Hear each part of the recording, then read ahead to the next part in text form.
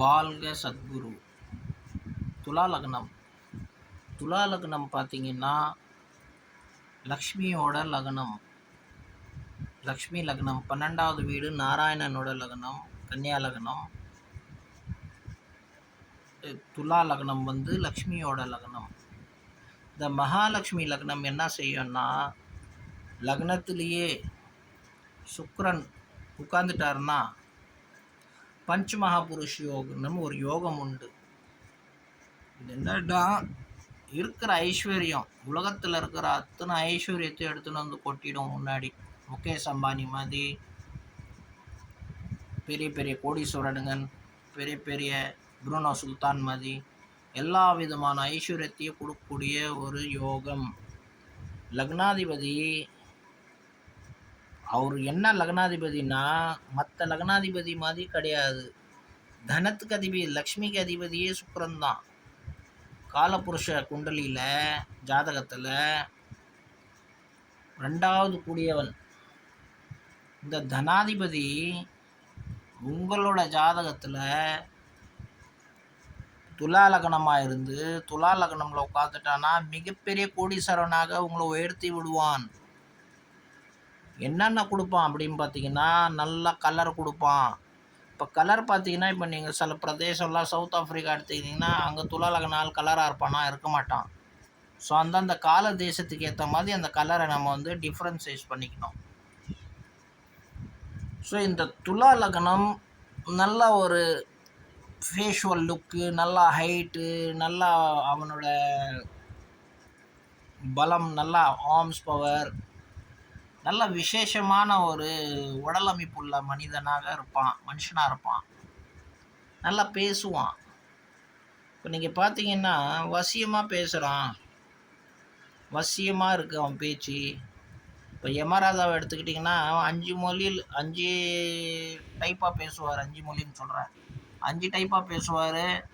மக்களை வந்து அவங்க பக்கம் வந்து இருப்பார். அவரோட பேச்சு திறமை அந்தளவுக்கு இருந்தது. வில்லனாக இருந்தாலும் அவரோட ரசிப்பு பார்த்திங்களா ஹீரோவோட அதிகமாக இருந்திருக்கு அந்த காலத்தில். காரணம், அவருக்கு சுக்கிரன் வந்து ரொம்ப பெரிய விசேஷமான ஸ்தானத்தில் அவரோட ஜாதகத்தில் இருந்திருக்கார். அவ்வளோ ஒரு பவர்ஃபுல்லோட நடிகர். பார்த்திங்கன்னா அவர் தமிழ்நாட்டிலேயே அவர் தான் முதல்ல 1 லட்சம் ரூபா வாங்கினவராம் தமிழ் சினி ஃபீல்டில். ஸோ அது காரணம் வந்து சுக்கிரன். இந்த சுக்கிரன் வந்து இதில் என்ன ஒரு டிஃப்ரென்சேஷன் இந்த துலா லக்னத்தில் அப்படி பார்த்தீங்கன்னா, இவர் வந்து அஷ்டமாதிபதியும் இவரே வராரு, லக்னாதிபதியும் இவரே வராரு. ஸோ பட் அவர் உட்கார்ந்து லக்னத்தில் உட்காந்துட்டாருன்னா அந்த லக்னத்துக்கு கூடிய பலன் தான் கொடுப்பார். ஸோ அஷ்டமத்தை நம்ம மறந்துடுவோம். இந்த லக்னத்துக்கு ஃபுல்லாக சுபர் யாருன்னு பார்த்தீங்கன்னா, ஃபுல் சுபர் பார்த்தீங்கன்னா சனீஸ்வரன்.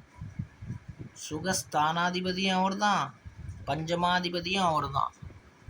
அப்போ எல்லா விதமான ஐஸ்வர்யத்தை கொடுக்கக்கூடிய சுபர் யாருன்னு பார்த்தீங்கன்னா சனீஸ்வரன். சனீஸ்வரன் அவரோட 5ஆம் வீட்டில் இருந்துட்டாருன்னா சொல்லவே வேணாம். சுக்கிரன் லக்னத்துலேருந்து அவர் 5ஆம் வீட்டில் இருந்துட்டாருன்னா அவன் வந்து என்ன வேணால் செய்யக்கூடியவன். யோகமும் தெரியும், போகமும் தெரியும், சட்டமும் தெரியும், தளபதியாகவும் இருப்பான், ராஜாவும் இருப்பான், எல்லா விதமான ஆளாகவும் இருப்பான்.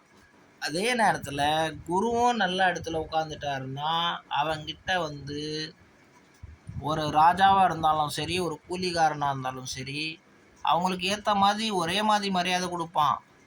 ராஜாவுக்கு ஒரு மரியாதை, கூலிகாரனுக்கு. அவனுக்கு வந்து ஆத்மா ரகசியம் தெரியும். ஆத்மா ரகசியம் தெரியறதுனால மனுஷனை மரியாதை கொடுத்து பழகுவான்.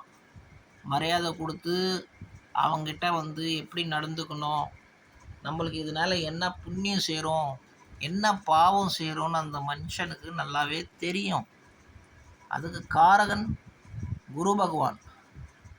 அதே நேரத்தில் லாபத்தை கொடுக்கக்கூடியவன் சூரியன். சூரிய பகவான் நல்லா ஃபஸ்ட் கிளாஸாக அவர் உட்காந்துட்டாருன்னு நினச்சிங்க, நல்ல இடத்துல லாபத்துலேயே உட்காந்துட்டாருன்னா அவனோட உலகம் முழுக்க எப்படி அலெக்சாண்டரோட பேர் வந்து உலகம் முழுக்க இருந்தது, அந்த மாதிரி வந்து சூரியன் வெளிச்சம் எங்கெல்லாம் போதோ அங்கெல்லாம் அவனோட பேர் போகும். ஸோ இந்த துலா லக்னத்துக்கு ரொம்ப ஒரு நல்ல யோகங்கள்லாம் உண்டு. இது ஒரு ரொம்ப பவர்ஃபுல்லான லக்னம் ஃப்ரெண்ட்ஸ். ஒரு ஒரு லக்னத்துக்கு ஒரு ஒரு பியூட்டி உண்டு. இந்த லக்னத்துக்கு இந்த ஒரு பியூட்டி இருக்குது. அழகு.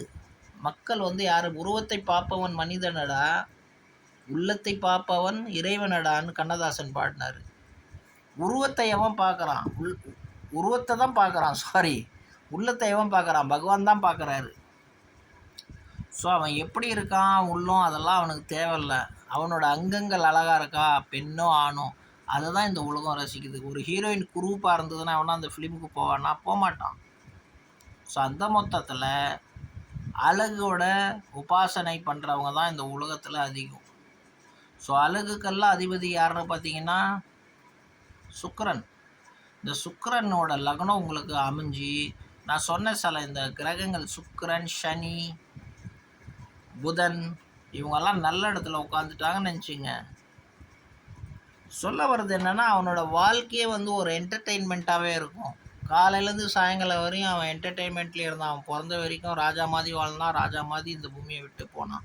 நல்லா தீர்காயிலாக இருந்தான். எல்லா விதமான ஐஸ்வர்யம் பகவான் அவனுக்கு கொடுத்து நல்ல செழிப்பாக வாழ்ந்தான் அப்படின்னு சொல்லலாம். ஸோ இது வந்து என்ன காரணம்னா மகாலட்சுமியோட லக்னம். மகாலட்சுமி எல்லாமே கொடுப்பா. நீங்கள் ஒரு கற்பூரம் கூட வாங்க முடியாது உங்கள் பேக்கெட்டில் ஒரு 10 பைசா ₹1 இல்லைன்னா. உங்கள் பேக்கெட்டில் பணம் இருந்ததுன்னா நீங்கள் என்ன வேணால் செய்யலாம். இன்றைக்கி கலிகாலத்தில் என்ன வேணால் பண்ணலாம், என்ன வேணால் நீங்கள் அனுபவிக்கலாம், என்ன வேணால் நீங்கள் விலைக்கு கொடுத்து வாங்கலாம்.